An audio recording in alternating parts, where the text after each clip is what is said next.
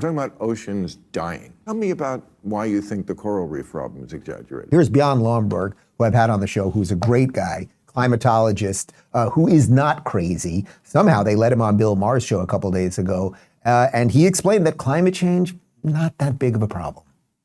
I'm going to show you some of the data that actually indicates this is a problem, but it's not the end of the world by any means. So there's two of the world's leading climate economists. One is Richard Tull, one of the most quoted climate economists from this year, and the other one is William Nordhaus, the guy who got the only Nobel Prize in climate economics. They both made estimates across all the different estimates of how bad is climate change going to be. By the end of the century, at a 3 degree centigrade or 5.4 degree Fahrenheit temperature rise, the cost is going to be somewhere between 2 and 3% of GDP. But what will the ocean look like? I mean, I'm not talking about oceans rising. I'm talking about oceans dying. And the world can't live without dead oceans. And it seems like they're in bad shape. Between all the plastic in them, they're overfished. I mean, there's many places have no fish left at all. They're too acidic. Coral reefs, I know you've talked about, oh, that's exaggerated. Tell me about why you think the coral reef problem is exaggerated. That's just the data. So can I just finish the other point Yeah, I was trying to make before we go on to the coral reefs? So 2 to 3% of global GDP is a problem. But remember, by the end of the century, the UN estimate the average person on the planet will be 450% as rich as he or she is today. So that means instead of being 450% as rich, we will feel like we're only 435% as rich. Yes, that's a problem.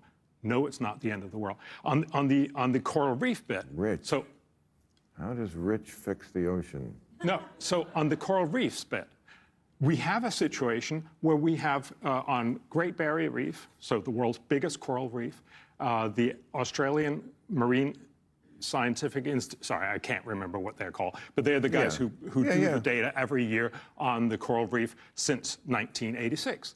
And they have been assessing what is the total outcome of how good does the reef look like. And in 2009 to 2012, we thought it was terrible. It was really dramatic. The Guardian wrote the obituary for the Great Coral Reef. I know. And the point I've just been making is the last 3 years, they've been at the highest level, the most coral reef we've ever seen in those areas. And so the point is not that there's not a challenge for coral reefs, there is. But most of the challenge comes from overfishing, from industrial pollution, from sea runoff, and those are the kinds of things that we should fix. But we're not being well informed if we're being told this is because of climate change, so we got to change our entire infrastructure and our global economy in order to save the oceans when it's not actually what's going to happen. Maybe. Well.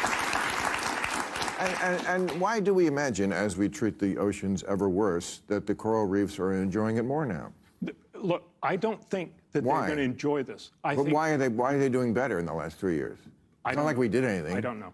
Oh, well, there we go. Look, all right, as long as we're that's honest. We don't know. I have to say, it's pretty great that some of the people in the audience clap there, because that is the thing. When you talk about climate change, and if you're not for the Green New Deal, if you don't give AOC the power to fix the climate, that's one of the things that they would love to cancel everybody for and keeps liberals in a constant state of hysteria. So Bjørn cites statistics. I recommend you read. He's written several books on this. We had him on about a year ago, and I'll definitely have him back on.